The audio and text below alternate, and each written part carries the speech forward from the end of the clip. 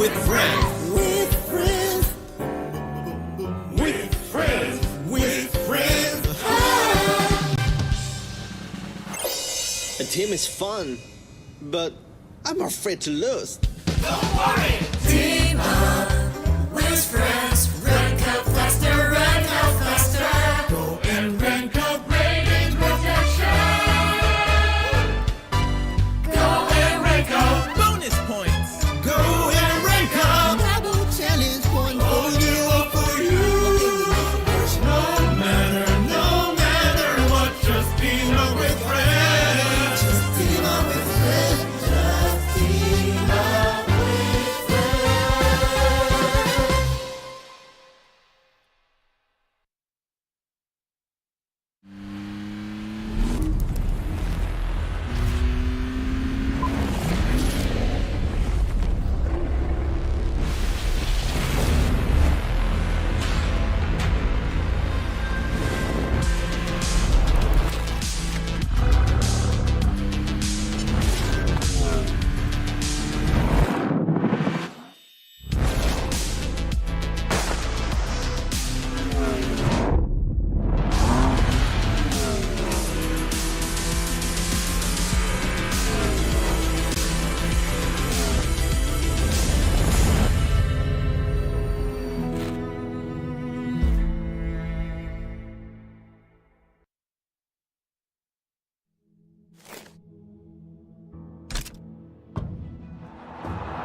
Here's Messi. Away from 2, 3, 4.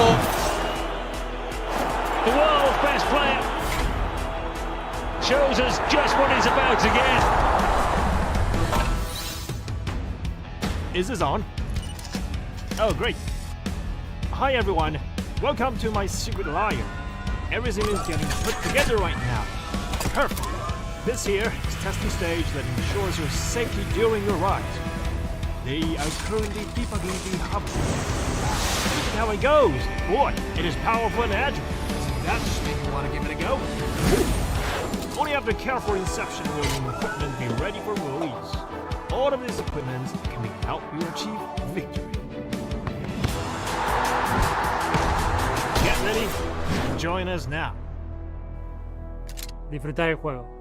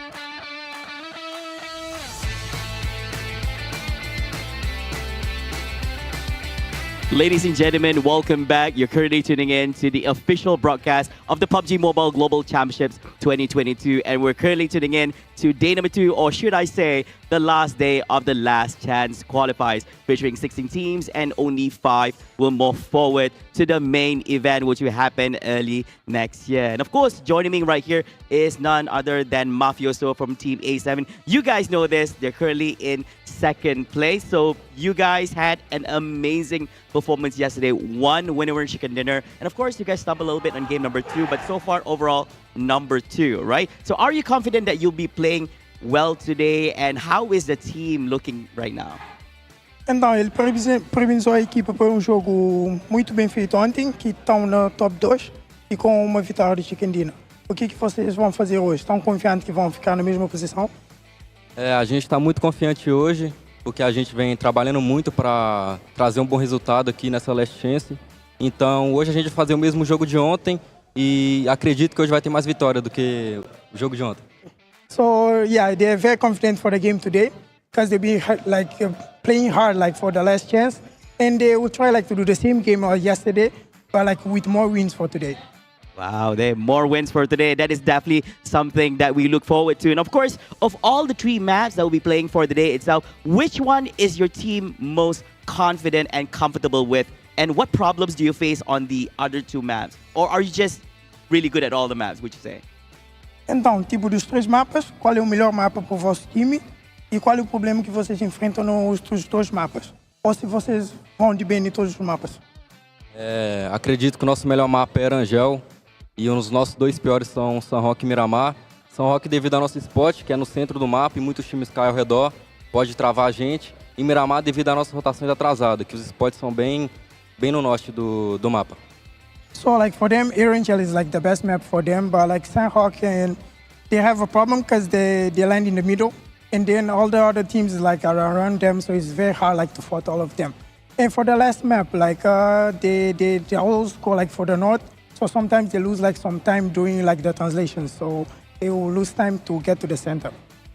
Great, amazing analytics on what they feel as a team right here. And of course, how are your teams plan to stay in position 5? Of course, we know that the top 5 will move forward to the main event of PMGC. So are you guys going to be playing more aggressive? Are you guys going to play safe? Tell us, what is your plan for today?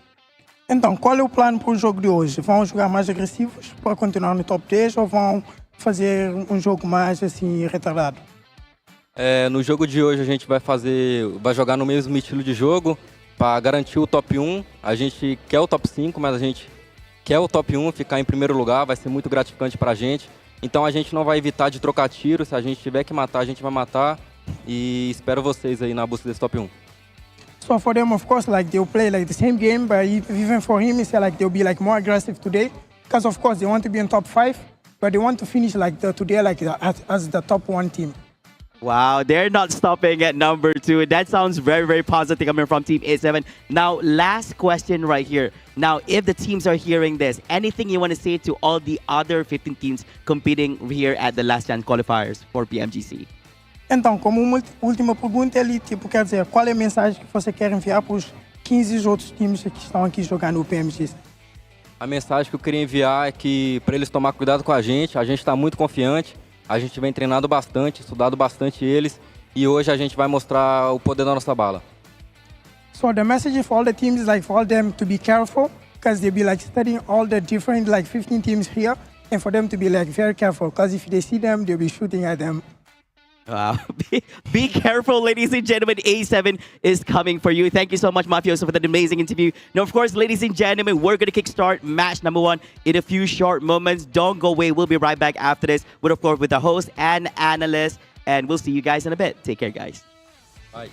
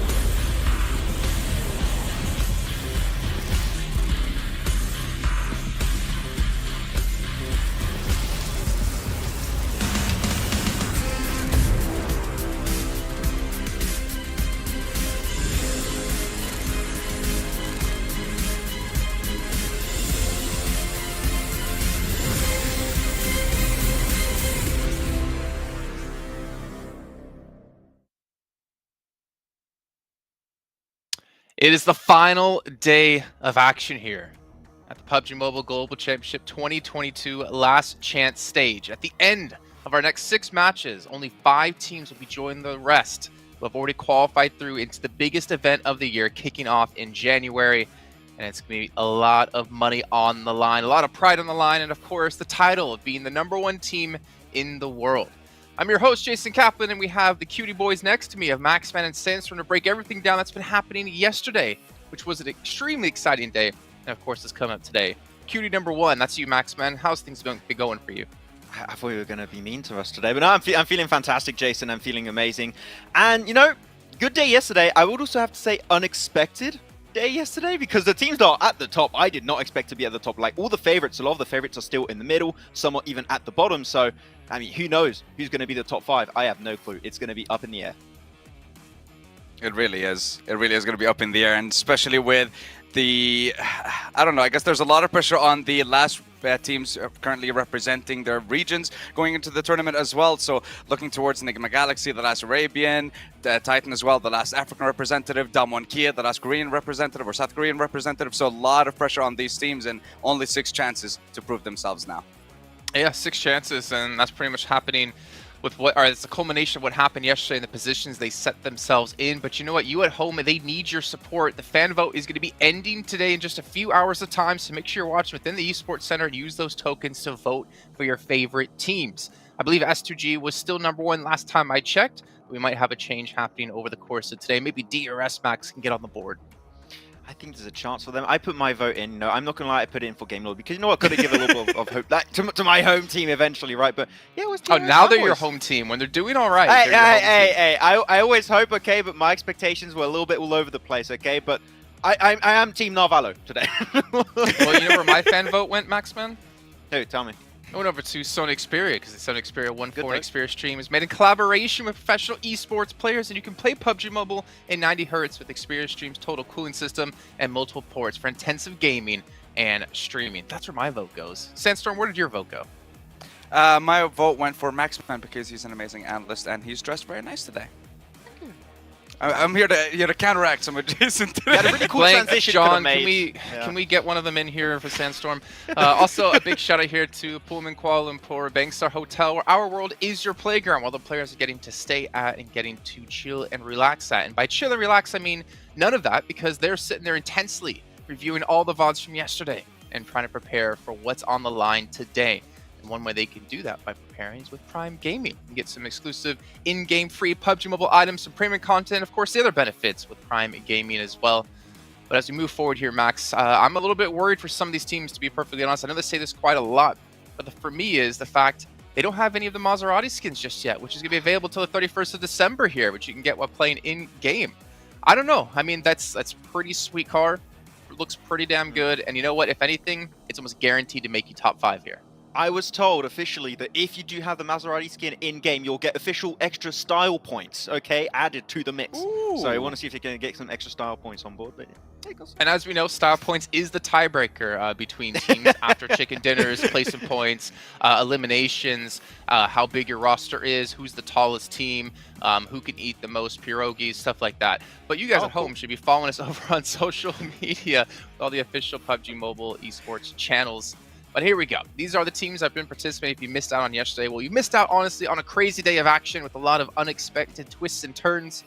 But here, we can see a couple of teams. I mean, this is maybe the highest we'll see some of the teams. Like LGD, for instance, in the 2nd place here. Not looking too hot when it comes to the overall leaderboards.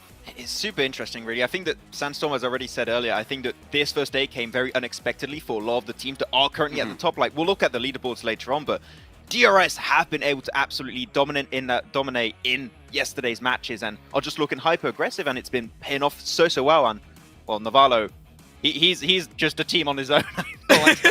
He just keeps on surviving. It's insane. He really does, yeah. I mean, look, in the first game yesterday, he managed to get 6th with 3 eliminations for his team. And again, he managed to repeat the performance in game 4, managing to secure 3rd with 13 eliminations. He had, I think, 4 or 5 for himself in that one game. So consistently, we're seeing him being the last person alive for his team. And the fact that he's securing 10 points, I'm pretty sure that there's more that he's going to be able to get today. But a very good performance and a very good start for them on day 1. Well, we have to clarify as well, those are points they've gotten as the only player remaining for their team. So pretty much Navarro got a fifth of their points in total by himself alone, which is obviously insane by itself. But as we look forward into our top 4 smoke users, kind of makes sense. I mean, Maxman, we've seen like walls of smokes, we've seen them utilized in so many different ways. Yesterday in particular, I feel like we could even see the map at some points because of the amount of smokes we had down. But IHC, 96 is ridiculous.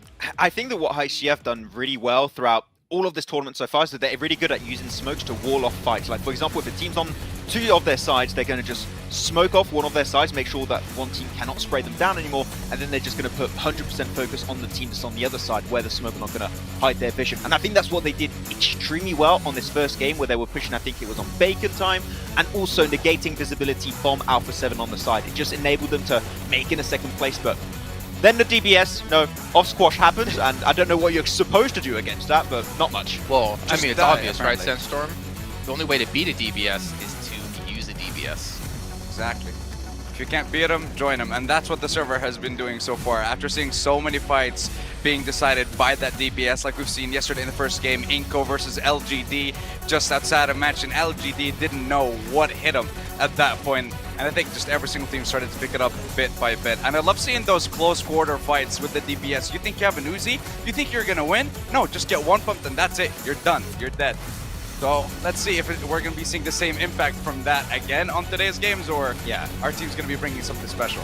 It's insane how the DPS... Okay, this was a weird one. I would love to know what was the shot call of that player. Like, let's just send us a 3-cart in a compound with no smokes and just get sprayed down by Mao Mao from LGD. That was...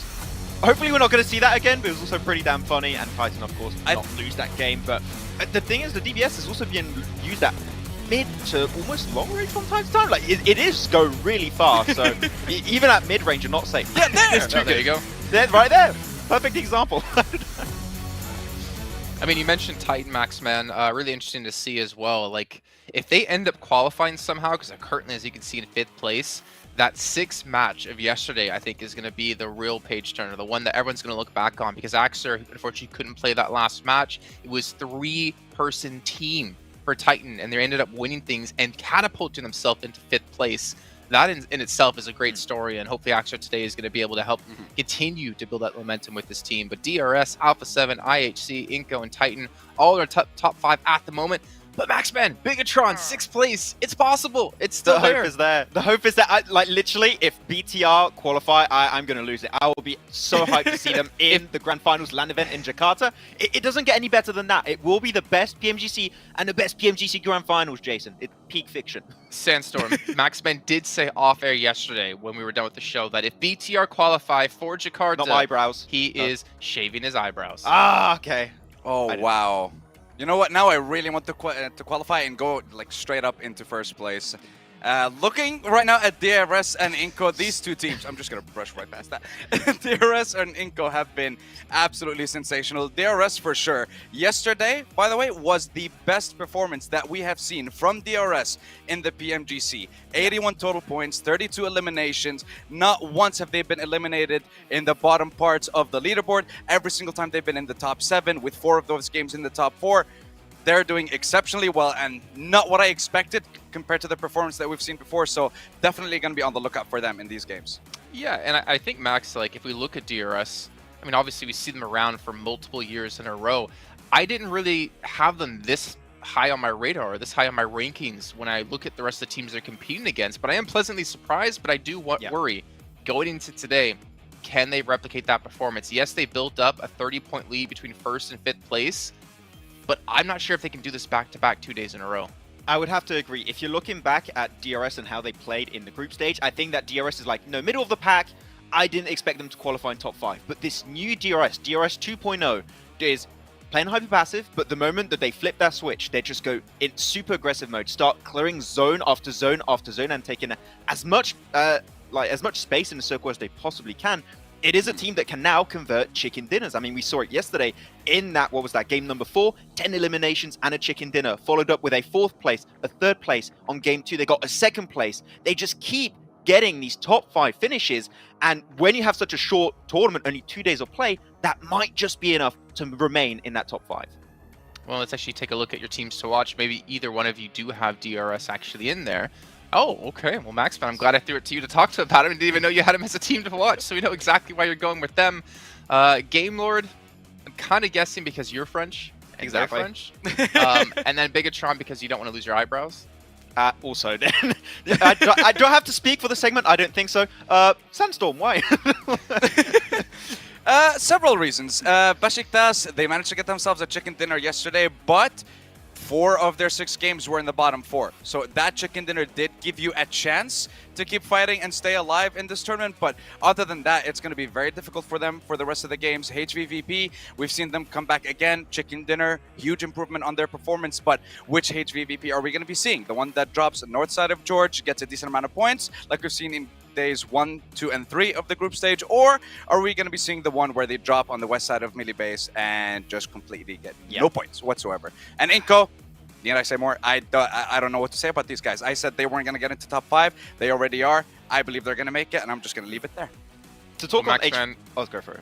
Sandstorm did say that if Inco do qualify in top 5, he's going to shave his eyebrows. So I like this. This is good. I like this change of pace. We'll do that. 100%. I was complimenting you like 2 minutes ago. You should be on my side, Max. What happened? There is no sides here on the desk. It's everyone for themselves. No. Maxman, what were you going to say about HVVP? So I want to touch on HVVP because I was able to look back through the VODs a little bit yesterday and through the map feed, and I really think that the main issue I pointed out yesterday is really coming into be the main issue for them, which is they are just a little bit too slow on the rotations. Like a lot of the teams that play Edge are just so quick. They really are. They see the circle, boom, everyone almost instantly in their cars, playing Edge circle. HVVP, especially if they go for secondary drops, they're just a little bit slower to get in the flow of things, and they just get gate kept so often. I think they had 3-4 games in a row yesterday where they just get gate kept, and they just could not get in any strong position. I think if they just speed things up a little bit, they'll be there, because technically the entry points are good, just a bit slow. So if they speed things up, I think we can see the new HVVP we wanted to see here. Okay. Well, you know what? I mean, hopefully they've been able to realize that as well and have been able to figure some things out to improve here in that second day. It wouldn't be a PMGC in my eyes without HVVP there. There's also a couple of other teams. I mean, Sandstorm, we've got Vampire Esports in 15th place. Didn't expect that to happen considering what we've seen from them in the past. Enigma Galaxy in 13th place, Besiktas in 12th place, LGD in 11th, and even Reject Damwon 10th and 9th respectively. There's a lot of these big name teams and big players that we've seen just over the course of this event alone that just haven't been able to perform in that first day. I mean, sometimes it can come down to there's a lot of pressure on the teams. It can come down to not having the international experience in these tournaments, and it can also come down to the fact that we have the best teams in the world, and there's bound to be some teams that are not going to be able to perform on that level. But sometimes we do get surprised with, for example, like you mentioned, LGD. They had a strong start in the group red, and then not being able to make it into the grand finals, struggled a little bit, but they performed very well in the survival stage, which is kind of what baffles me a little bit. Is this the group green effect? Whenever they're teams from group green or their LGD just can't do anything? Well, I'm not going to answer that question, but you know what? Maybe our casters can answer that question, or just let the gameplay alone answer it, because we're going to be heading over to our commentators to kick off our first match here of the day, our one of 6 remaining matches here in our last chance stage. So John Allen and Blink, take it away. We are over the midway hump and we are going downhill, and we will not be stopping. There are no brakes on this train, Blank. We're inexorably drawing to a close here in the last chance stages, and all of these teams, they're trying to hang on for dear life. They are 100%. I mean, there's not many places you can hang on. Some of these teams are on the outside of the train as well, so it's getting real windy out there, and there's a tunnel coming up, so they got to duck their heads, make sure that they can make their way through these last 6 matches. There is some teams that I worry about massively. I'm looking it down towards the bottom of the leaderboard. Vampire Esports, 25 points, Bacon Time. The 2 Thai teams joining one another arm in arm in the bottom of the leaderboard itself.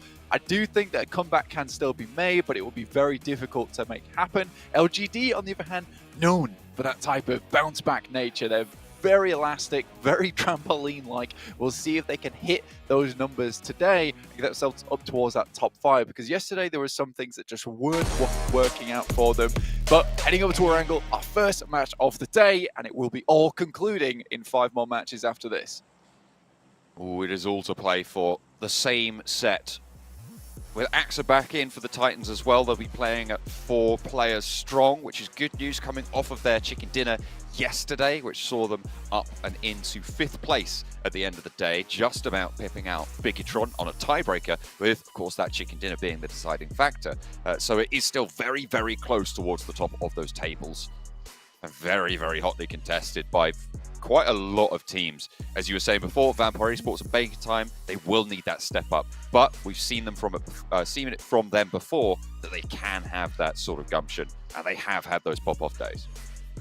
Looking at this playing path, it's very awkward, honestly. Down towards this south side doesn't give a lot of people the opportunity to get up towards the northern edge of the map. VPE is going to drop out towards Primorsk. It's going to be difficult for HVVP to get up towards North George. They're going to go to their secondary drop down towards Sosnovka. Now, yesterday, we saw they had a much bigger improvement when they were able to get into those circles early on. This might not afford them that same kind of chance, but a lot of times when they're playing on the northwestern edge anyway, it is a long haul down towards the eastern side of the map where we've seen a lot of these circles drop. A western circle could work out for them here. Similarly for VPE, we're improving their gameplay from the center side, especially on that Miramar where they took a very central position. But this circle basically favors absolutely everybody. Anyone can get towards this spot nice and easily. It does keep the majority of this bottom part of the map in, which does make things a little bit harder for anyone towards that Sosnovka military base in the first place. Getting across those bridges is going to be a little bit more difficult considering there's going to be complications in terms of gatekeeping going on. Will be pretty tricky, those vehicles, hotly contested, I imagine. Vampire split and uncontested, actually, over towards Primorsk. No one dropping out at that stage of the playing path that early on. They will not have any contest for that spot on the tables. Of course, if you want to be getting on board with Captain Messi, he is joining the PUBG Mobile Battlefield. Stand out on the battleground with the Messi football icon set. Grab them in PUBG Mobile now. 100% worth it as well. Looks very cool. Flav is 100% rocking it over on the interviews. He looks very, very cool as well. I'm jealous. I'm 100%. I wish I was wearing that today. It would give me the comfort, the ability to take this all the way to the end. In the meantime, Besiktas going against Inco at the moment. Squash will try and run down one of the players and is successful with it. Looks for one more. Enjoy quite low. Let's get away. Squash able to take down Peace. Almost going for another here. And with this vehicle, he has a really good chance to actually take down the whole team. It's like Zessi does manage to pop the reload there. I knew that these vehicles were going to be contested. I didn't realize it would be full squads contesting for a couple of these vehicles. Looks like that backup did come through. Inco lose 1. I think Besiktas also losing 1. They will be able to res there as well. So both of these teams fully disengaging from this area and figuring out where they're going to want to go further forwards, because they both now have 3 players alive. Inco 4th place on the tables. 12th place is Besiktas. Yeah, Inco's still at risk at the moment, considering their recent performances, which is a case of 2 games has made up the majority of these 54 points. That is slightly worrying, but something that does not worry me whatsoever and makes me very happy, in fact, is that tomorrow, December 5th, we will be seeing 2022 PMGC special crates releasing all the way through to January 8th, so make sure you get your hands on those whilst you still can. But it is all back on this one right now, this match, this day in particular, where we'll be finding out exactly which top 5 teams will be heading through to the grand finals. Honestly, it is getting a little bit scary as we're seeing we have much more info to go off from yesterday. And again, like I was saying with Inco, 2 matches make up the vast share of those 54 points they have. Now, they could take a similar approach today where, they get 2 games and they're very happy. They see themselves secure towards that top 5. However, this is now the adaptation day. This is where teams have figured out what's going on, what works, and they will have looked at yesterday. They will have looked at Inco's rotational paths, where they're finding these easy positions to get in towards the circle, where they're sending central as well, and maybe even looking to cut those rotations off or even pick them up for their own. And Inco, although very good in the macro, decently good towards that end game and picking up a lot of eliminations. Usually they do it where they are the 4-man squad. They're essentially taking down 3-man squads, 2-man squads, and it's a lot easier for them to actually hit those kind of numbers that way. This time around, I think Inco will find it a little bit harder to get those easy positions towards center, and already losing 1 player sets them back at that disadvantage. HVVP on that south side, they did drop out to their backup drop over on the military island, all the way on the south coast. Kitsune looting up on the docks down south. Potential for them to I guess, like boat rotate, but it's more likely that they're going to just take that bridge on the western edge. Down one, central in apartments is a pretty powerful spot given the circle as it is. A lot of space on the northern side of the river hasn't been taken though, Blank. Yeah, I think with the playing path as well, that's kind of a likely thing to have happened here, which is where Severny shooting range all very free. HVP may have made a different call if they'd known that the circle was going to head this far towards that northern side. They might have even taken all the vehicles that they could, considering this lobby is very eastern centric. A lot of the western side isn't taken up by teams, so they could have easily picked up some vehicles towards that western coast, headed up past LGD towards North George, then had a good game of it. Either way, I think this is the numbers play. This is the one you go for. It's the most consistent. You're not relying on the circles a lot of times. It still gives you a lot of loot. You can get looted early as well. You don't want to be in North George towards that 4-minute mark with absolutely no gear on you whatsoever, and then forced to make a very hectic rotation come zone 2. So I think this is the smart move from them. Similarly, I-8 down towards Sosnovka, they can move out. There is IHC in this area though, so there's a lot of teams all trying to get their way through outside of Sosnovka. So both these teams will have to be a little bit careful. Bacon time at the bottom of the tables right now. Get central fairly early. Currently playing, well, I'd say central. They're sort of on the outside of the center pack right now, but it's a pretty solid compound as well. Like nice sight lines out nearby to them. They'll have a lot of rotational opportunity ahead of them, but with how tightly packed the center is, it might be curtailed that little bit. Misery spots Game Lord rotating past. Spots them rolling on into the compound as well. Spots them crashing in. Spots the hop out as well. Spray is not going to be good for the first knock and actually traded off. Narvalo able to get that flush down. And Misery out for Bigatron. Really needed to find that first knock on the roll-up. It was curtains from there. Misery's usually very good at that, which is catching players off guard, but I think that he was a little bit all over the place there, panicking slightly. Maybe holding a singular angle could be good, but I think he was attempting to keep himself hidden from these players as they came in, but there were so many sight lines into that building that it is difficult unless you are prone, in which case you have no real vision other than even being able to hear the sounds of the vehicles rolling up to make that surprise play, and then relying on the rest of the team to try and take some shots outwards. So for BTR, they attempt to go for the sneaky assassin maneuver, however, it does not work out in their favor. HVP now finally making their move out. This is towards that northern side, heading over the western bridge at the moment. DRS left this position earlier on, so they will have to move through them at some point, but the Pachinki's in the way, so there's a lot of spots to be hidden in. The western bridge uncontested. And Vampire, as you said, out of the way. Moving forwards on that western side, Alpha 7 swinging up north. It's a little bit quieter now, but I imagine just on the